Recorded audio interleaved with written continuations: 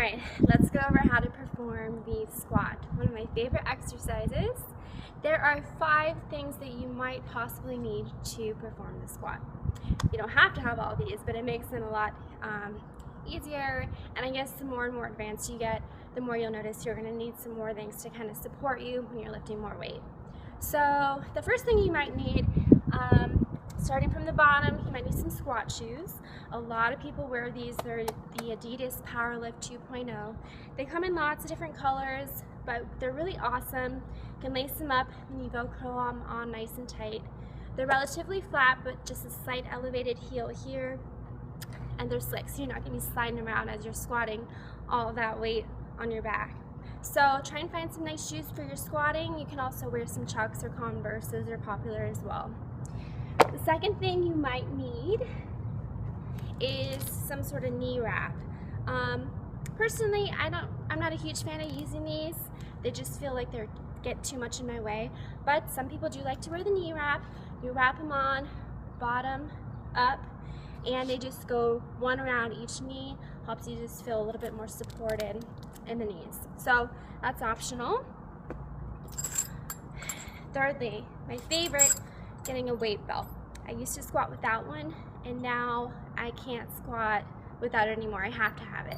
So some sort of weight belt is great. Just helps you kind of learn how to brace your core, keep your core activated. It helps support your back a little bit more when you're squatting. So pick one of these up online. You got to kind of figure out what size works for you. It kind of varies for everyone. Next, you might want some wrist wraps. Wrist wraps are good for squatting, especially if you are a low bar squatter. So some of us squat with the bar pretty high. I like to squat with it a bit lower. And so since the bar is lower, I'm no longer here kind of holding the bar like this. So my wrists are extended, there's a ton of weight on the bar, and it causes my wrists to hurt. But if I put these wrist straps on, it helps them feel more supported, and that wrist pain no longer gets in my way, and I feel stronger. So you just wrap them on nice and tight here, and you wrap them kind of at an angle above the wrist, and you're all good to go. And the fifth and final thing you might want for your squats is some chalk. Some people like to put some chalk on where they're holding. Other people like to put some chalk on the center where the bar is sitting on their back, so it doesn't slide as much. So that's optional and up to you. Alright, so for the squat, you're going to get your own kind of routine down as far as how to unrack the bar and get set up and prepared to do your squat. So here's a typical routine, okay? Pretend the bar is right here in front of me. I'm just going to kind of step up under the bar, get that bar onto your back, either in that low or high bar position, all right? Once you're there, in order to unrack the bar, it should be at the proper height to where all you have to do is squeeze your bottom and thrust your hips forward, and that little bit, an inch or two lift should unrack the bar for you.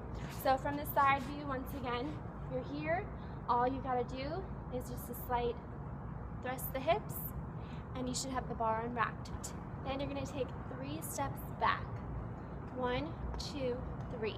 And hopefully there you should have your feet in a good place that feels comfortable and aligned for you. Okay, so here's your feet. 1, 2, 3. You should be all set. If you need to, make another little adjustment here and there to feel aligned. And then you should be all set to go for your squat.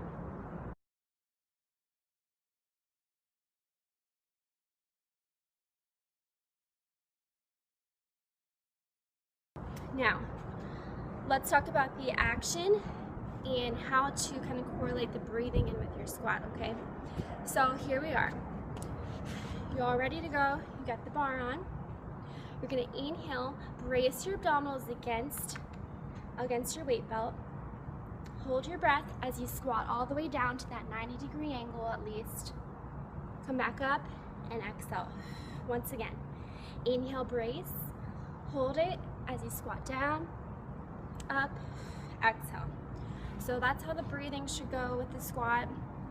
Make sure you are bracing the whole time. You don't want to hurt your back, and make sure you're going down to that 90 degrees. Doing little mini squats, you're just cheating yourself. Strengthen through the entire range of motion, and you're going to see better results from that. Alright, so there are a lot of common mistakes with the squat. It's a pretty complicated exercise, so there are a lot of ways to mess it up. One common mistake, not breathing correctly. So a lot of people think they have to exhale when they're, doing the actual squat itself.